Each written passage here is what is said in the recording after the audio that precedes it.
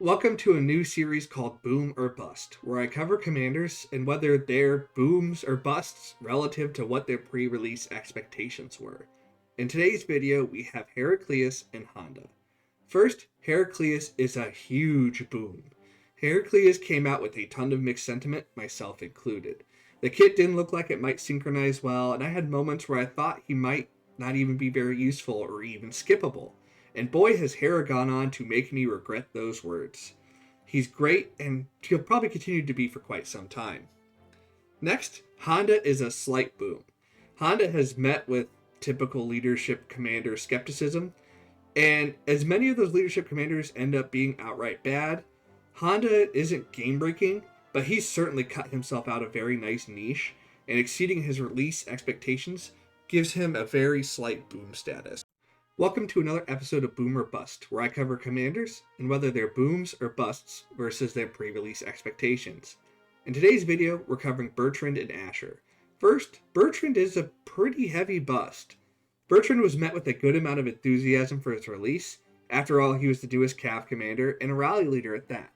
But given now what we know about Nevsky, Bertrand was doomed from the start. The sheer value Nevsky gives has absolutely doomed Bertrand, and we are left thinking of what could have been had the Nevsky meta not captivated cavalry players everywhere, or if he was released alongside a different commander.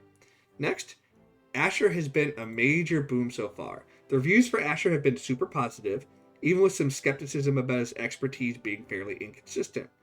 But so far he has hushed many doubters, as he is dangerous both 1v1 and against Swarm, forcing defenders into tough decisions and helping to bring cavalry garrisons back to the forefront of the meta.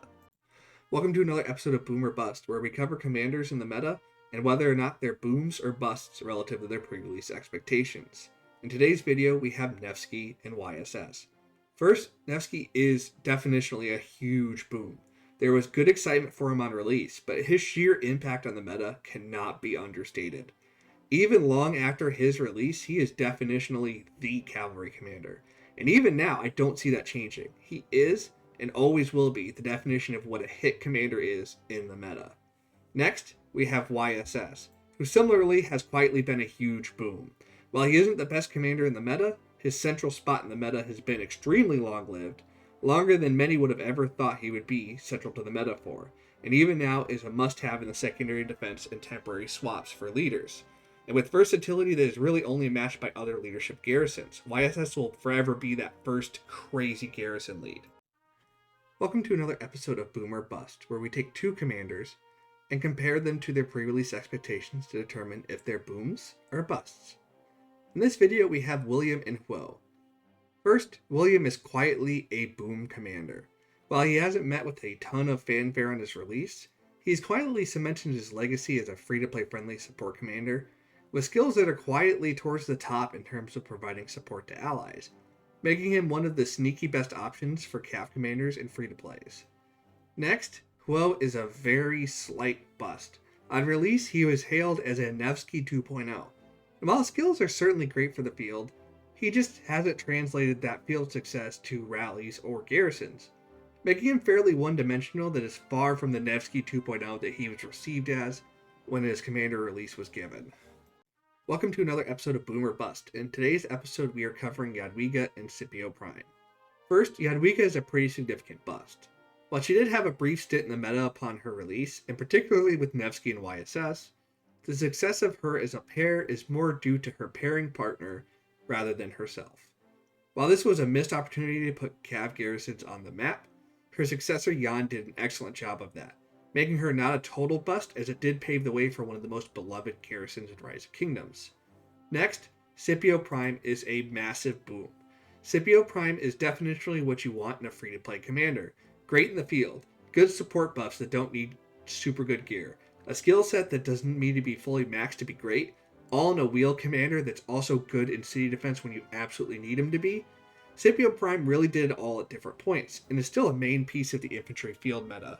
Welcome to another episode of Boom or Bust, in today's episode covering Flavius and Boudica Prime.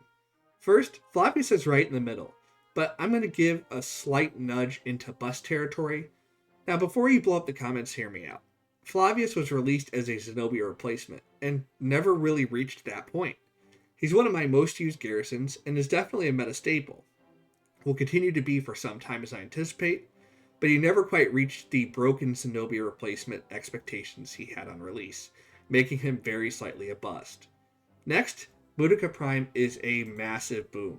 Boudica Prime did have some mixed reviews on release, but there was some general optimism, and she's done an excellent job of silencing any critic. With a great support kit, terrifying damage, and great survivability, she fills a lot of niches and even had a small stint in the rally meta, while also being basically a staple of most meta field marches in the game right now. Welcome to another episode of Boom or Bust. In this episode, we're covering Liang and Constantine. First, Liang is a slight boom. He isn't quite the home run he was worked up as when he was released and hailed as the YSG replacement, but he does a great job covering a lot of the areas where YSG isn't strong, being more survivable and having a bigger individual AoE that admittedly places him in the conversation for all three aspects of the game: field, rally, and garrison.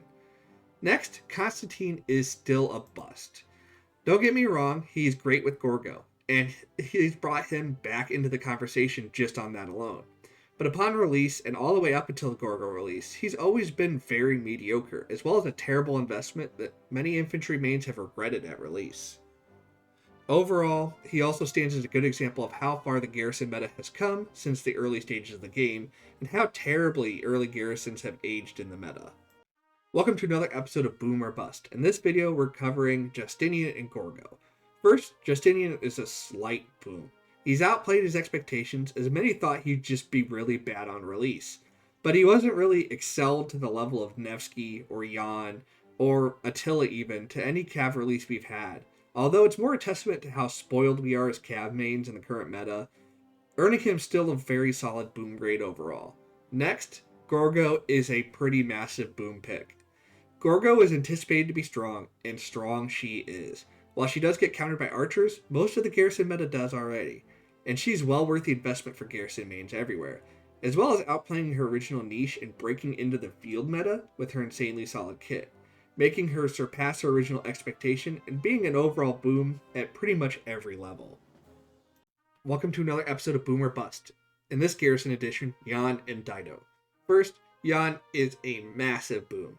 He's anticipated to be pretty good, and has exceeded that in pretty much every facet of the word, in terms of quality of garrison, as well as having an insane amount of staying power in the current meta.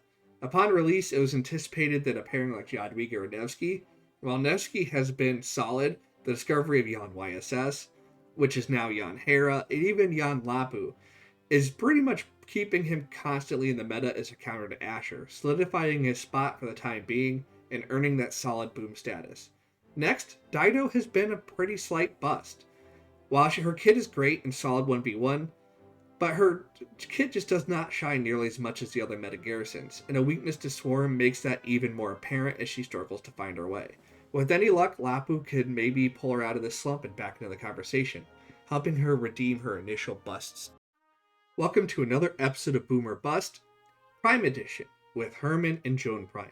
First, Herman Prime is a slight bust. Of course, he's incredibly solid in the meta, but his release hype was that of an Archer version of Nevsky, who would basically be the backbone of the Archer meta for the foreseeable future, and Herman just doesn't seem to be that. While he is good, he isn't quite that good, and the expectations have been dooming his status to being a slight bust versus the hype. Next, Joan Prime is a pretty quiet boom. While there was concern about her survivability, her sheer damage output has just been insane, really cementing her legacy as a meta field commander, and making replacing her fairly difficult between her sheer individual abilities, and how her ability seems to pair well with basically every meta field commander for the cavalry, and several niches covered as well. This proves that the adage that a jack of all trades but a master of none is oftentimes better than just a master of one.